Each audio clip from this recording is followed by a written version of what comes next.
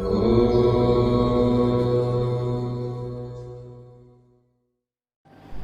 Morning વિદ્યાર્થી મિત્રો, કાલે આપણે મહાવરા 1.2 ની અંદર પ્રશ્ન નંબર 3 સુધી ચર્ચા કરી હતી. આજે મહાવરા 1.2 ની અંદર થોડું આગળ પ્રસ્થાન કરીએ, જેમાં પ્રશ્ન નંબર 4 છે મારી પાસે.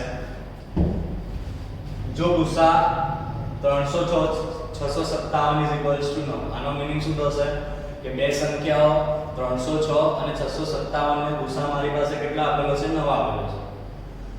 તો લસા 306 657 શોધો. એટલે મારે આ બે સંખ્યા માટે શું શોધવાનું છે? લસા શોધવાનું છે. તો સૌથી પહેલા આપણી પાસે જે ક્વેશ્ચનમાં ગિવન છે તે લખી દઈએ. તો ક્વેશ્ચન ની અંદર છે મારી પાસે ગિવન ગુસા 306 657 9 અને લસા 306 657 ક્વેશ્ચન માર્ક. તો આ મારે શું કરવાનું છે? શોધવાનું છે. નાઉ આ સમસ્યાની અંદર આપણે કઈ રીતે સોલ્વ કરશું? તો મેં તમને આગળ કીધેલું હતું તેમ આપણી પાસે એક સૂત્ર અવેલેબલ છે. જો ક્વેશ્ચનમાં ગુસા આપેલો હોય અને બંને સંખ્યા આપણી પાસે ગિવન હોય ક્વેશ્ચનની અંદર, ડાયરેક્ટ આપણે સૂત્ર એપ્લાય કરીને શું કરી શકીએ છીએ? ક્વેશ્ચનનો લસા પણ શોધી શકીએ છીએ. તે સૂત્ર જ આપણે યુઝ કરશું, જે ઓલરેડી સૂત્ર આપણે મહાવરા 1.2 ના પ્રશ્ન 2 ની અંદર શીખી ગયા છે.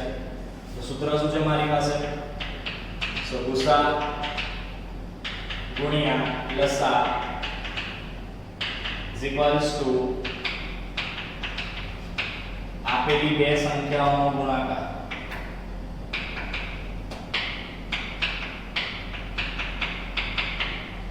સો માટે ગુસા મને ક્વેશ્ચન ની અંદર કેટલા આપેલો છે? 9. લસા મારે શોધવાનો છે. આપેલી બે સંખ્યાઓનો ગુણાકાર. ક્વેશ્ચનમાં કઈ બે સંખ્યાઓ આપેલી છે? 306 અને 657. એ બંનેનો મારે શું કરવાનો છે? ગુણાકાર કરવાનો છે. સો ઇઝ ઇક્વલ્સ ટુ 306 ગુણ્યા 657. સો માટે લસા 306 ગુણ્યા 657 ના છેદમાં 9. ભાગાકાર કરી આપણે ચેક કરી લઈએ કઈ સંખ્યાને 9 થી ભાગી શકીએ છીએ. તો 306 છે, 3 + 6 કેટલા થઈ જશે? 9. તો 9 એ 9 ના ઘડિયાળમાં આવે છે, એટલા માટે 306 ને આપણે 9 થી ભાગી શકશું. તો 9 * 27, 3 વધશે, 9 * 4 = 36. સિમ્પલ કરવાનું છે. શું આવે? 657 ગુણ્યા 34.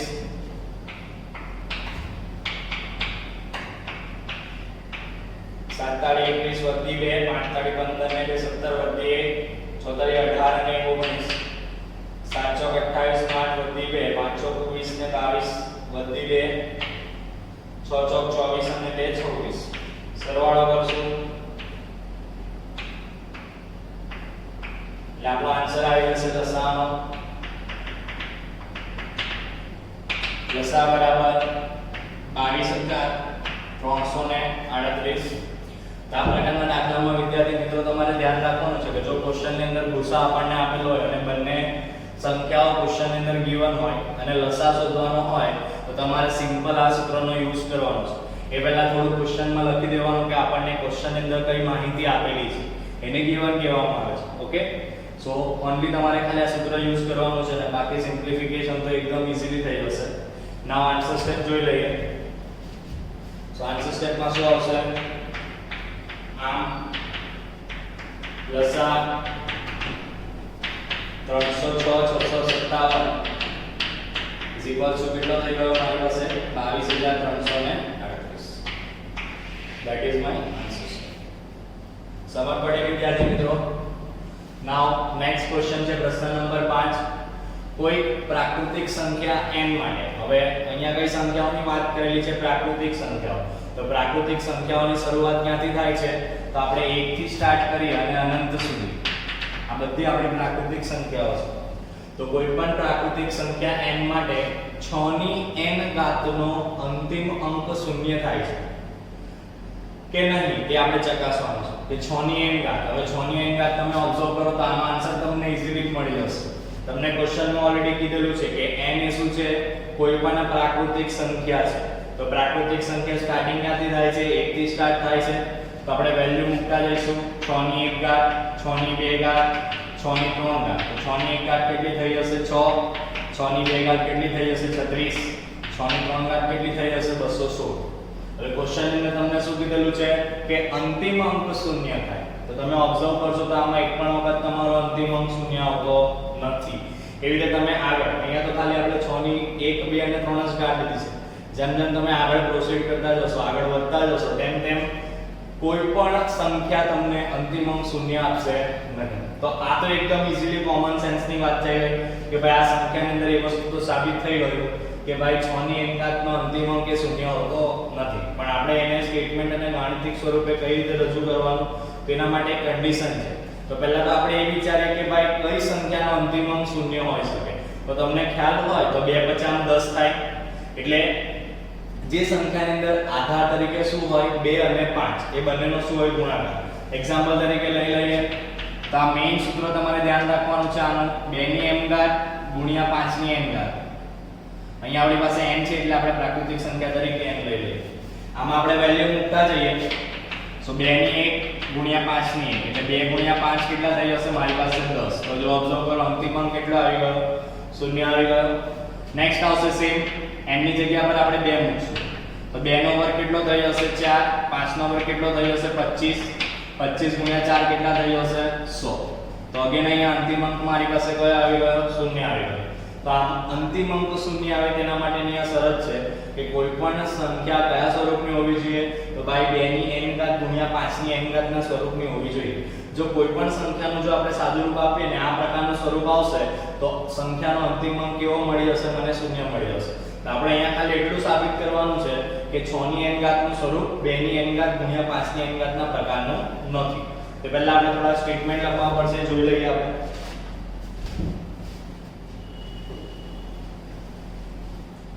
સૌથી પ્રથમ તો આપણે લખશું કે કઈ સંખ્યાનો અંતિમ અંક શૂન્ય હોઈ શકે. સંખ્યા માટે અંતિમ અંક શૂન્ય હોવાની શરત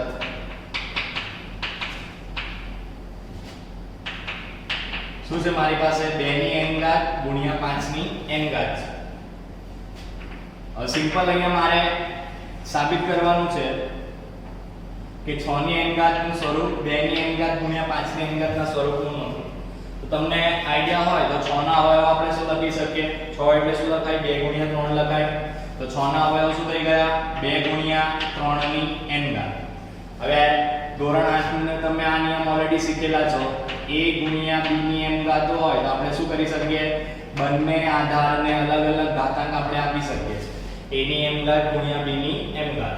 તો સેમ વસ્તુ અહીંયા થશે. આપણે આ જે ઘાતાંક છે તે આ બંને આધારને શું કરશું? અલગ અલગ પ્રોવાઈડ કરી દઈશું. તો અહીંયા શું લખાશે? 2 ની n ઘાત ગુણ્યા 3 ની n ઘાત. તો હવે તમે સ્વરૂપ જોઈ શકો છો. અંતિમ અંક શૂન્ય લાવવા માટે સ્વરૂપ કયા પ્રકારનું જોઈએ? 2 ની n ઘાત ગુણ્યા 5 ની n ઘાત. પણ આપણી પાસે સ્વરૂપ આવ્યું કયા પ્રકારનું? તો 2 ની n ઘાત ગુણ્યા 3 ની n ઘાત. જ્યારે અહીંયા મારી પાસે કયો અંક અવેલેબલ જોઈએ? 5. જ્યારે અહીંયા કયો છે? મારી પાસે 3 છે. તો એટલા માટે આ સંખ્યાનો અંતિમ અંક શૂન્ય અસ્તિત્વ નથી. તો નીચે સ્ટેટમેન્ટ લખીએ. આમ 6 ની n ઘાત નો સ્વરૂપ 2 ની n 3 ની n ના પ્રકારનું છે.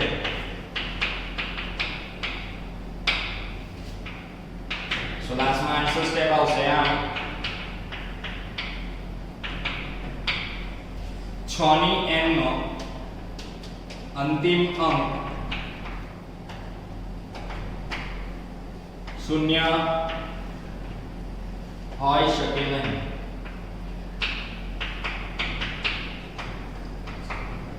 આવો સેમ ક્વેશ્ચન છે તમારા એક્ઝામ્પલ ની અંદર. એક્ઝામ્પલ નંબર 2 છે જેની અંદર તમને ક્વેશ્ચન આપેલો છે કે 4 ની n ઘાત નો અંતિમ અંક શૂન્ય થાય છે કે નહીં એ તમારે ચકાસવાનું છે. તો સેમ વસ્તુ એમાં પણ આ સ્ટેટમેન્ટ પહેલું તમારું સેમ આવશે કે સંખ્યા માટે અંતિમ અંક શૂન્ય હોવાની શરત કઈ છે? તો ભાઈ 2 ની n ઘાત ગુણ્યા 5 ની n ઘાત છે. હવે સિમ્પલ આની જેમ 6 ની n ઘાત ના જેમ આપણે અવયવ પાડ્યા છે તેમ આપણે 4 ની n ઘાત ના અવયવ પાડશું. તો જોઈ લઈએ. 4 ની n ઘાત છે તો 4 ની n ઘાત ને આપણે શું લખી શકીએ? 2 નો વર્ગ લખી શકીએ. હવે ઓલરેડી આ નિયમ તમે શીખેલા છો કે a ની m ની n ઘાત હોય તો શું થઈ જાય? ઘાતાંકોનો ગુણાકાર થાય. તો સેમ વસ્તુ અહીંયા આપણે શું કરશું, ઘાતાંકોનો ગુણાકાર કરશું એટલે 2 ની 2 ગુણ્યા n, તો મને આ રીતે લખી શકું 2 ની 2 n ઘાત. now તમે અહીંયા પણ આ સ્વરૂપ ઓબ્ઝર્વ કરો, મારી પાસે કયું સ્વરૂપ જોઈએ, 2 ની n ઘાત ગુણ્યા 5 ની n ઘાતના પ્રકારનું સ્વરૂપ જોઈએ, જ્યારે મારી પાસે અહીંયા કયું સ્વરૂપ આવી ગયું, 2 ની 2 n ઘાત. તો આ માટે પણ આ પરિણામ શક્ય નથી. તો તમારે આ બંને ક્વેશ્ચન જાતે ગણવાના છે, 6 ની n ઘાત માટે પણ અને 4 ની n ઘાત માટે. અને હોમવર્ક ની અંદર જે પ્રેક્ટિસ પેપર છે તેમાં તમને બીજા એક પ્રકારનો ક્વેશ્ચન જોવા મળશે આની અંદર. સો સમ એકદમ ઈઝી છે, ખાલી બે સ્ટેપ્સ નો સમ છે. ખાલી તમારે કન્ડિશન આ ધ્યાનમાં રાખવાની છે કે સંખ્યા માટે જો અંતિમ અંક શૂન્ય જોઈતો હોય તો એની શરત કઈ આવશે, 2 ની n અને 5 ની n ઘાત. નાઉ નેક્સ્ટ ક્વેશ્ચન છે પ્રશ્ન નંબર 6. ક્વેશ્ચન ને શું કીધેલું છે કે સમજાવો કે 7 ગુણ્યા 11 ગુણ્યા 13 વત્તા 13 અને 7 ગુણ્યા 6 ગુણ્યા 5 ગુણ્યા 4 ગુણ્યા 3 ગુણ્યા 2 ગુણ્યા 1 વત્તા 5 એ શા માટે વિભાજ્ય સંખ્યાઓ છે. હવે સૌથી પહેલા તો અહીંયા આપણે સાબિત શું કરવાનું છે એના વિશે થોડી માહિતી આપી દઉં કે તમને ક્વેશ્ચન ની અંદર ટોટલ બે સંખ્યાઓ આપેલી છે. એક સંખ્યા કઈ છે તો ભાઈ 7 ગુણ્યા 11 ગુણ્યા 13 વત્તા 13 અને બીજી સંખ્યા કઈ છે 7 ગુણ્યા 6 ગુણ્યા 5 ગુણ્યા 4 ગુણ્યા 3 ગુણ્યા 2 ગુણ્યા 1 વત્તા 5. આ બંને સંખ્યાઓ વિભાજ્ય સંખ્યાઓ છે એવું આપણે સાબિત કરવાનું છે. તો વિભાજ્ય સંખ્યાઓ કોને કહેવાય એ તમને આઈડિયા હશે, છતાં પણ હું જણાવી દઉં છું કે વિભાજ્ય સંખ્યાઓ કોને કહેવાય તો ભાઈ જે સંખ્યાના એક કરતા વધારે અવયવ પડતા હોય. તો બસ એ જ વસ્તુ અહીંયા આપણે શું કરવાનું છે, આ બંને સંખ્યાઓ માટે સાબિત કરવાનું છે. આપણે ક્વેશ્ચન ની અંદર શું બતાવશું કે સંખ્યાના 2 થી વધારે અવયવ છે. તો એ જ વસ્તુ જોઈ લે. પહેલી સંખ્યા આપણે લઈ લઈએ 7 ગુણ્યા 11 ગુણ્યા 13 વત્તા 13. હવે તમને આઈડિયા હોય તો તમે ધોરણ 8 ની અંદર બહુપદી વિશે થોડું ઘણું શીખી ગયા છો, એના અવયવ પાડતા શીખી ગયા છો. જો ક્વેશ્ચન ની અંદર મારી પાસે આ રીતનો ક્વેશ્ચન હોય x નો વર્ગ વત્તા x, તો આપણે આ બેમાંથી શું કોમન લઈ શકીએ, x કોમન લઈ શકીએ અને બ્રેકેટ ની અંદર શું વધશે x વત્તા 1. તો તેમ સેમ વસ્તુ છે, તમે અહીંયા ઓબ્ઝર્વ કરો બંનેની અંદર શું છે 13 કોમન નીકળે છે. તો અહીંયાથી હું શું કરી લેવીશ, બંને સંખ્યામાંથી 13 કોમન કાઢી લેવીશ. તો આ બાજુ બ્રેકેટમાં શું વધશે 7 ગુણ્યા 11, આમાંથી તો 13 મેં કોમન લઈ લીધો એટલે અહીંયા માત્ર શું વધશે 1 ઇઝ ઇક્વલ્સ ટુ 13. 11 સત્તા કેટલા થઈ જશે 77 વત્તા 1. સો 13 કૌંસમાં 77 વત્તા 1 એટલે કેટલા થઈ જાય 78 થઈ જશે. હવે આ જે સંખ્યા છે તેના બે અવયવો તો ઓલરેડી આવી ગયા 13 અને 78. એ બંને ગુણાકારના સંબંધમાં છે, એનો મતલબ શું થઈ ગયો કે બંને એકબીજાના શું કહેવાશે, જે સંખ્યા છે તેના અવયવ કહેવાશે. એક્ઝામ્પલ તરીકે જોવું હોય તો જો હું 36 ને આવી રીતે લખી શકું 4 ગુણ્યા 9, તો એનો મતલબ શું થઈ ગયો કે 4 અને 9 એ 36 ના અવયવ છે. તો સેમ એ જ રીતે આ બંને સંખ્યા છે એકબીજા સાથે કયા સંબંધમાં છે, ગુણાકારના સંબંધમાં છે. તો એનો મતલબ શું થઈ ગયો કે આ બંને જે આપેલી સંખ્યા છે તેના શું થઈ ગયા અવયવ થઈ ગયા. હવે બીજી એક વસ્તુ મેં તમને જણાવી હતી કે એક એ દરેકે દરેક સંખ્યાનો શું હોય છે અવયવ હોય છે અને સંખ્યા પોતે પણ દરેકે દરેક સંખ્યાનો અવયવ હોય છે. તો અહીંયા બીજો એક અવયવ એક્સ્ટ્રા એડ કરી શકું છું. એક અવયવ છે મારી પાસે 13, એક અવયવ છે 78 અને એક અવયવ છે 1. તો આપેલી સંખ્યાના અવયવ કેટલા થઈ ગયા, 2 થી વધારે થઈ ગયા. એક તો 13 થઈ ગયો, બીજો 78 થઈ ગયો અને ત્રીજો 1 થઈ ગયો. તે આપણે સાબિત કરી દીધું કે આપેલી સંખ્યાના 2 થી વધારે અવયવ છે. તો જે સંખ્યાના 2 થી વધારે અવયવ હોય તે સંખ્યાઓને આપણે શું કહીએ છીએ, વિભાજ્ય સંખ્યાઓ તરીકે ઓળખીએ છીએ. તો પહેલી સંખ્યા માટે મેં સાબિત કરી દીધું કે આપેલી સંખ્યાના 2 થી વધુ અવયવ છે, માટે આ સંખ્યા કેવી છે, વિભાજ્ય છે. સેમ વસ્તુ બીજી સંખ્યા માટે આપણે ટ્રાય કરીએ. તો બીજી સંખ્યા કઈ છે મારી પાસે 7 ગુણ્યા 6 ગુણ્યા 5 ગુણ્યા 4 ગુણ્યા 3 ગુણ્યા 2 ગુણ્યા 1 વત્તા 5. તો સેમ વસ્તુ જો બંને સંખ્યાની અંદર બે પદની અંદર શું સામાન્ય નીકળે છે, 5 સામાન્ય નીકળે છે. તો બંને માટે આપણે શું કરશું, 5 સામાન્ય લઈ લેશું. તો વધશે શું, આમાંથી ખાલી 5 નીકળી જશે. 7 ગુણ્યા 6 ગુણ્યા 4 ગુણ્યા 3 ગુણ્યા 2 ગુણ્યા 1 વત્તા અહીંયાથી 5 સામાન્ય નીકળી જશે એટલે શું વધશે, ખાલી મારી પાસે 1 વધશે. સિમ્પલ આ બધાનો શું કરી લઈએ, હવે ગુણાકાર કરી લઈએ.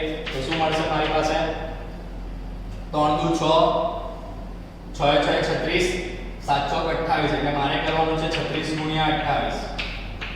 6 દુ 12 વધી 1 7, 8 છંગ 48 વધી 4, 24 ને 4 28 એટલે મારી પાસે આવી જશે 1008 વત્તા 1 ઇઝ ઇક્વલ્સ ટુ 5 1008 વત્તા 1 એટલે કેટલા થઈ જશે 1009 અને સેમ જેમ આની અંદર 1 એ દરેક સંખ્યાનો અવયવ છે તેમ આ સંખ્યા માટે પણ 1 એ શું થઈ જશે દરેક સંખ્યા માટે અવયવ થઈ જશે તો હું આમાં પણ આ રીતે લખી શકું છું કે 5 ગુણ્યા 1009 ગુણ્યા 1 તો આપેલી બંને સંખ્યાને તમે ઓબ્ઝર્વ કરી શકો છો અવયવ કયા થઈ ગયા બે થી વધારે થઈ ગયા તો નીચે સેમ સ્ટેટમેન્ટ લખશું આપણે કે અહીં આપેલી બંને સંખ્યાઓ બે થી વધુ અવયવ ધરાવે છે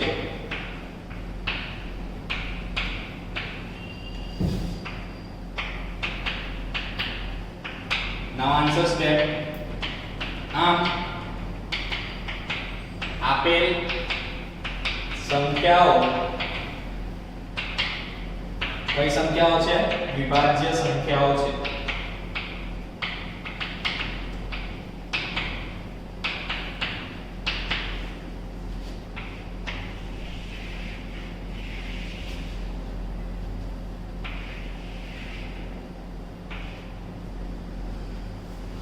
તો મહાવરા 1.2 ના પ્રશ્ન 5 અને 6 ની અંદર તમારે બીજા બે નવા નિયમો શીખવાના ધ્યાનમાં આવ્યા એ વસ્તુ ખાસ ધ્યાન રાખજો પહેલો નિયમ કયો આવ્યો છે તમને 1 માર્ક્સ ના ક્વેશ્ચનમાં પણ પૂછાઈ શકે છે સેક્શન A ની અંદર ક્વેશ્ચન કઈ આ રીતે મૂકી દેશે કે કોઈ પણ સંખ્યાનો અંતિમ અંક શૂન્ય હોવા માટેની શરત જણાવો તો એના માટેની શરત કઈ આવશે 2 ની n ગુણ્યા 5 ની n ઘાત આ શરત તમારે ધ્યાન રાખવાની છે એકદમ ઈઝી દાખલો ડિપેન્ડ કોની ઉપર છે આ શરતની ઉપર ડિપેન્ડ છે અને અવયવ તો એકદમ ઈઝી છે 6 8 એ બધા ઘડિયાના તમને અવયવ ઈઝીલી આવડતા હશે બીજો પ્રશ્ન 6 ની અંદર આપણને શીખવા મળ્યું વિભાજ્ય સંખ્યાઓ વિશે કે જ્યારે પણ કોઈ પણ સંખ્યા વિભાજ્ય છે કે નહીં આપણે સાબિત કરવું હશે તો આપણે શું દર્શાવવાનું કે જે સંખ્યા છે તેના બે કે તેથી વધુ અવયવો છે ઓકે તો આ ત્રણ પ્રશ્ન અને બીજો એક એક્સ્ટ્રા પ્રશ્ન છે 4 ની n ઘાત જે મેં તમને ઓલરેડી કીધું એક્ઝામ્પલ ની અંદર તમને મળી જશે મારા ખ્યાલથી તો એક્ઝામ્પલ બે છે તો પણ તમે એક વખત ટેક્સ્ટબુક ની અંદર નજર કરી લેજો તમને આ ક્વેશ્ચન જોવા મળશે સેમ ક્વેશ્ચન છે કે કોઈ પ્રાકૃતિક સંખ્યા n માટે 6 ની n ઘાત નું રિપ્લેસમેન્ટ છે 4 ની n ઘાત માટે 4 ની n ઘાત નો અંતિમ અંક શૂન્ય થાય છે કે નહીં તે ચકાસો તમને ઈઝીલી ટેક્સ્ટબુક માં જોવા મળશે તો આ ચારે ચાર પ્રશ્નો તમારે ફરીથી એક વખત નોટબુક ની અંદર ગણવાના રહેશે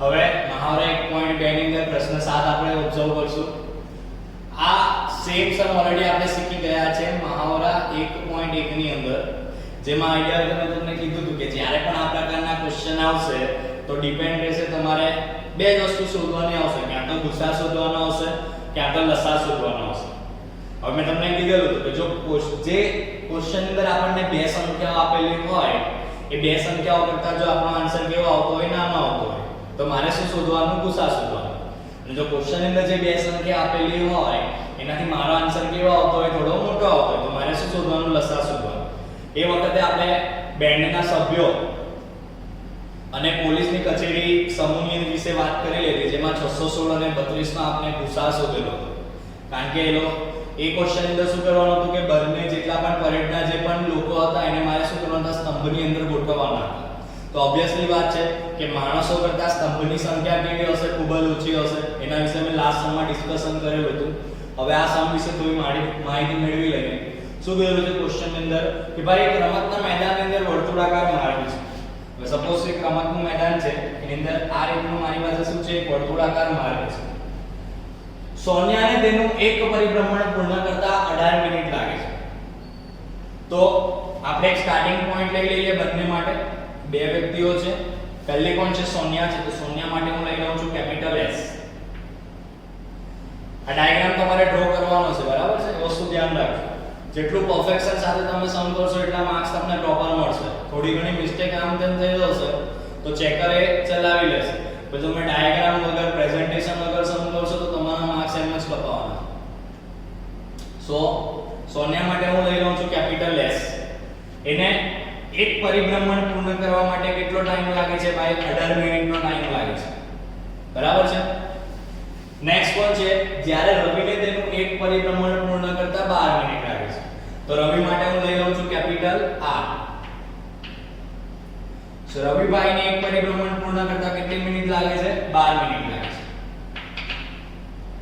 હવે જોઈએ આગળ ક્વેશ્ચન. ધારો કે બંને એક જ સમયે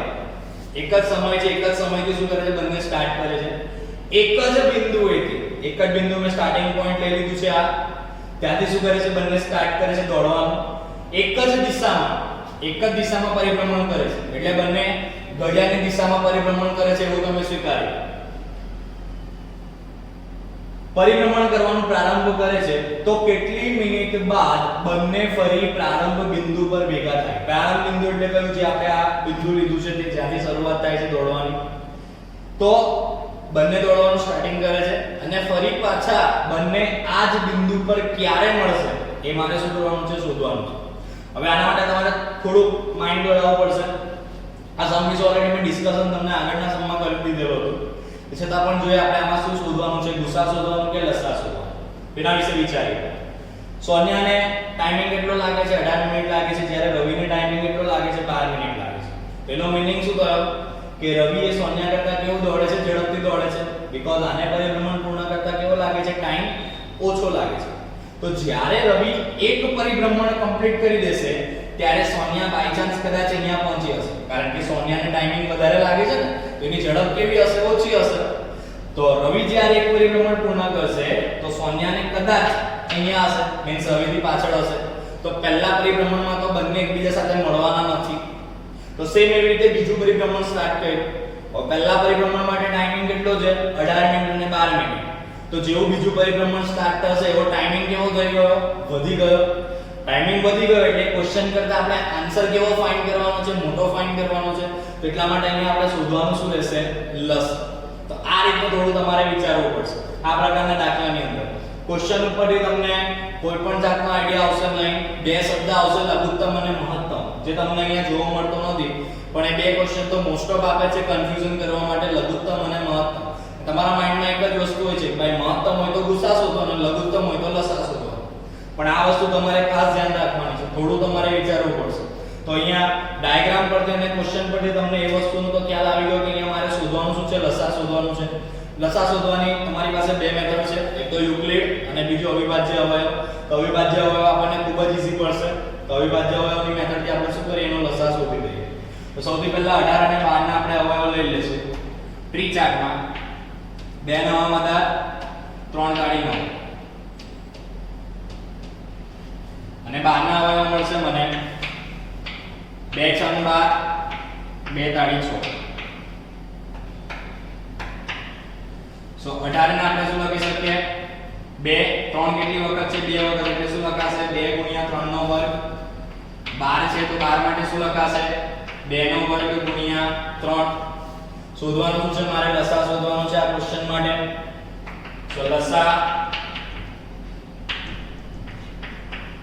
18 અને 12 સમજાયેલું હતું તેમ બે સંખ્યા છે.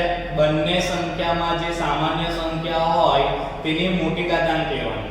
તો પહેલા જોઈ લો, બંનેની અંદર બબ્બે સરખું છે, એમાં કઈ ઘાતાંક લેવાની છે? મોટી ઘાતાંક. તો 2 ની અંદર મોટી ઘાતાંક કઈ જોવા મળશે મને? 2 નો વર્ગ.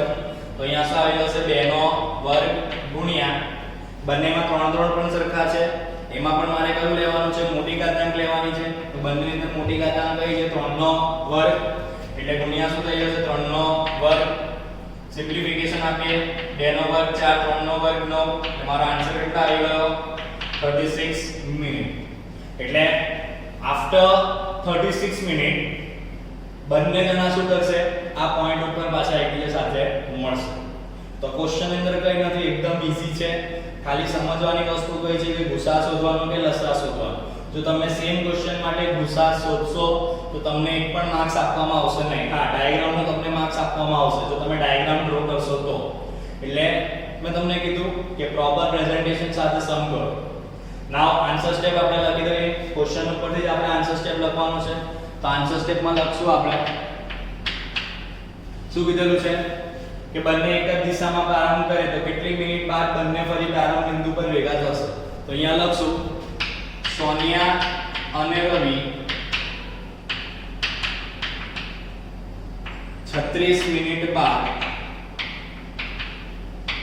ફરી પ્રારંભ બિંદુ પર ભેગા થશે. That's it. તો આ પ્રકારના સમ મેં તમને પ્રેક્ટિસ પેપરમાં પણ બે થી વધુ સમ આ પ્રકારના મેં તમને પૂછેલા છે, જે આજે તમને હું હોમવર્કમાં આપીશ, તો પ્રોપર ધ્યાનથી સમ કરજો. ની આઈડિયા આવે તો ફરી એક વખત વિડિયો જોજો, બરાબર છે? એટલે તમને સમજ પડી જ જશે કે ક્વેશ્ચન ની અંદર શું કરવાનું છે. તો આ વસ્તુ ધ્યાનથી સમજજો આ પ્રકારના દાખલાની અંદર.